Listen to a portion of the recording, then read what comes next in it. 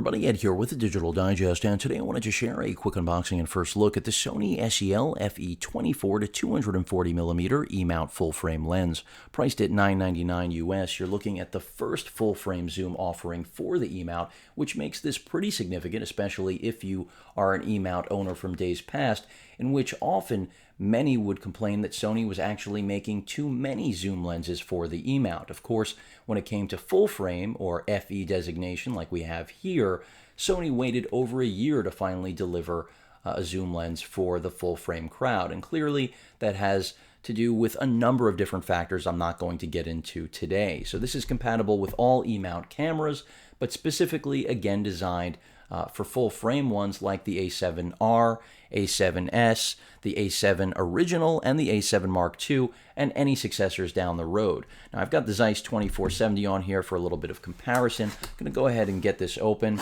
And basically this lens is for those of you, especially that have been waiting for, I won't say a zero compromise experience, because a zoom lens by nature is a compromise. It's all about getting prime convenience rather than prime performance.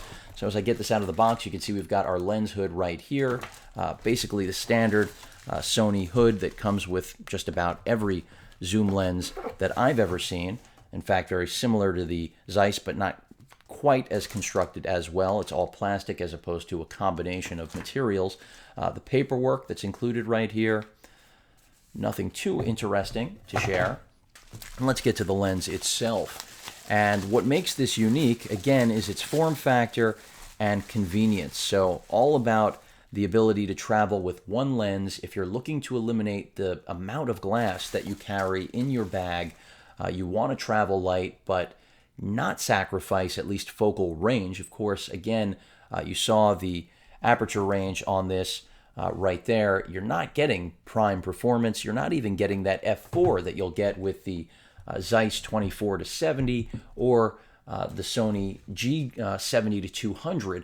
But again, this is all about convenience and really trying to get the best of both worlds. This lens does also have optical Steadyshot, and I'm expecting really solid performance, because one thing Sony has done very well, despite those of you that complain about the number of zoom lenses that they've made over the years, is that they've continued to make solid performers at their given price points. And considering this is a full frame piece of glass with such extensive range and yet still retains, I would say, a very compact form factor, it is quite impressive. So let me go ahead and mount this, just give you a quick look at the lens, the glass itself. And, you know, solid construction. It is made in China. Much of Sony's glass these days is, if not all.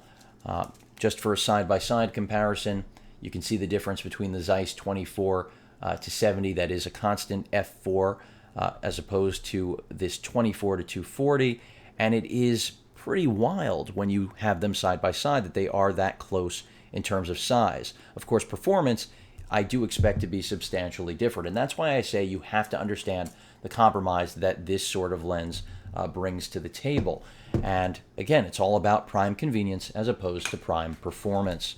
So if you're about to go on a long trip and you only want one lens, this may be perfect. Granted, it does bring the form factor up substantially, not so much so from something like this $1,200 piece of Zeiss glass, but it gives you so much more range.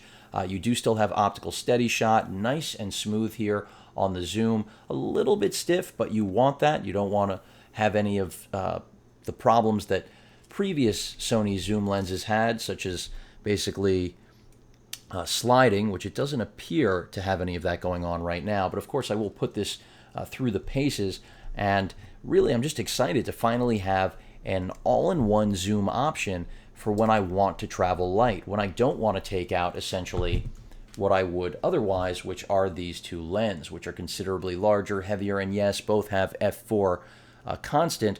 However, they simply don't even add up to the range I have here. This is going all the way out to 240, whereas there, with the combination of those two lenses, I have 24 to 200. So this is compelling, especially at its price, in my opinion.